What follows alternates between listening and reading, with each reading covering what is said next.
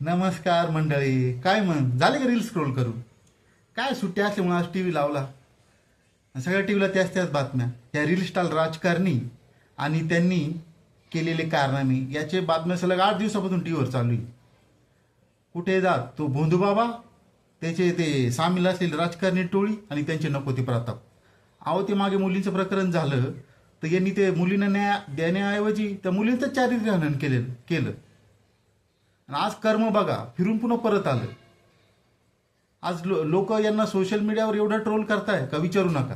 का सरकारला सांगावं लागतंय का तुमच्यावर केस होईल, तुम्ही काही शेअर करू नका, असं नाही तसं नाही. आणि राजकारणी लोकांचे जेव्हा घोटाळे करता, अधिकारी लोक घोटाळे करता, तेव्हा कोणी बातम्या टाकतं, त्यावेळेस सरकार कडे कायदा का बरं नाही करत?